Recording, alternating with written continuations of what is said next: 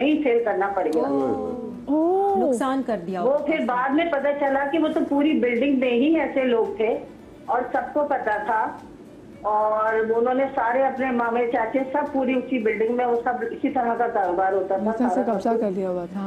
हाँ और हमारा जो घर था सोचे कि 7-8 लाख बस हमें उसके मिले और वो फ्लैट उन्होंने जो हमें कहा कि इतने में हम दे देंगे, उसके बाद भी उन्होंने घर के ताले वाले तोड़ लिए, खुद ही जाके बैठ गए। अच्छा ये प्रॉपर्टी थी, ये बताइए प्रॉपर्टी थी कितने की?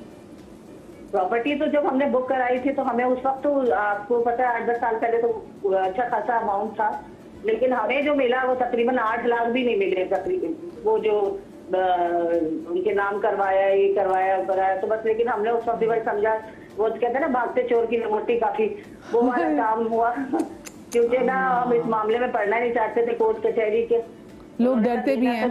तो हम ये भी नहीं देंगे। हाय मुझे बताएं कि क्या ऐसा, क्योंकि वाकई मैंने अक्सर लोगों को देखा है ये भी है। आप देखें कि असल में देखें पहले तो वो ना एतमाद बहाल हुआ, जैसे अमूमन रिश्ते भी होते हैं ना, ये बेसिकली रिश्ते वाला कहानी होती है। वही मैंने शो के आगाज में यही कहा है। जी जी। अब वो उन्होंने एतमाद इतना अच्छा बहाल किया जो कि ये जा नहीं रहे, देख नहीं रहे। और हकीकत ये है कि मैं समझता हूँ लैंडलॉर्ड को अपनी प्रॉपर्टी पे नजर रखनी चाहिए, क्या एक्टिविटीज हो रही है इस पे नजर रखनी चाहिए। जैसे कि अभी पुलिस की बात हुई थी, वो सवाल अभी तक नहीं आया क्योंकि हम पुलिस वेरिफिकेशन भी करवाते हैं ना, जो आजकल आएंगे भी। हाँ जी हाँ जी। तो मेरा मकसद कहने का, लेकिन लैंडलॉर्ड को अपनी प्रॉपर्टी पे क्या एक्टिविटीज हो रही हैं प्लस उसके प्रॉपर्टी के